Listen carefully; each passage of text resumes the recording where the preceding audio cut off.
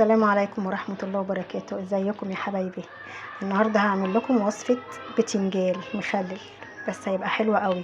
انا عارفة ان الناس كلها بتاكل بتنجال مخلل وبتعمل بتنجال مخلل، وهتقولوا ايه ده، ايه الوصفة اللي هي عاملاها لنا؟ ما كل الناس عارفاها. لا، في ناس بتحط فيه خضرة، في ناس بتخلله توم بس وخل وشوية توابل. لا، احنا هنعمله بفلفل، وهندخل مع الفلفل طماطمايه، هتدي طعم جميل جدا، والتست هيبقى حلو قوي.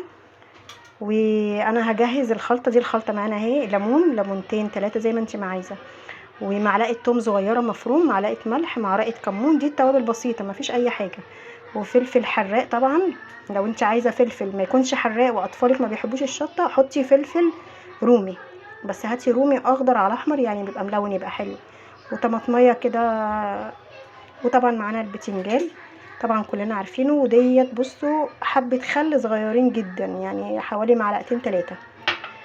وهنعمل الخلطة ديت وانا هوريكم هنمشي. طبعا ده البتنجال احنا مش هنسلقه عشان بيسود معانا على فكرة لما بنسلقه، وهنحمره، هنقليه في الزيت، ومش هيبقى زيت كتير. احنا طبعا غسلينه ومنضفينه وفاتحينه عشان يستوي من جوه. فانا هوريكم خطوة بخطوة باذن الله، وهرجع لكم تاني.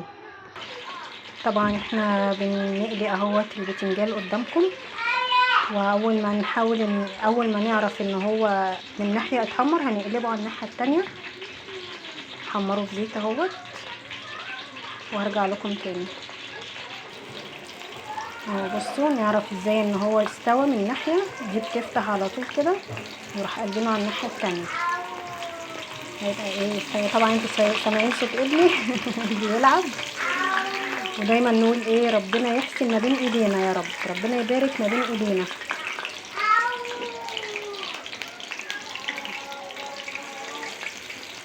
خلاص قرب خلاص، وارجع لكم تاني. طبعا احنا سوينا اهو البتنجال وفتحناه عشان احشيه قدامكم اهو. الخلطه اللي احنا عملناها اهي، طبعا احنا اكيد فاكرينها: الفلفل والثوم والخل والكمون وحبه ملح وحبه خل صغيرين. هحشي لكم وهرجع لكم تاني. طبعا حشيت البتنجال اهو بالخلطه اللي احنا عملناها، وكمان حطيت طماطميتين وعصرت عليهم الليمون، وحطيت حبه من الخلطه، وفلفل قلينا كام قرن فلفل. وبالهنا والشفا طبعا، وربنا يحسن ما بين ايدينا، وجربوه ومش هتندموا.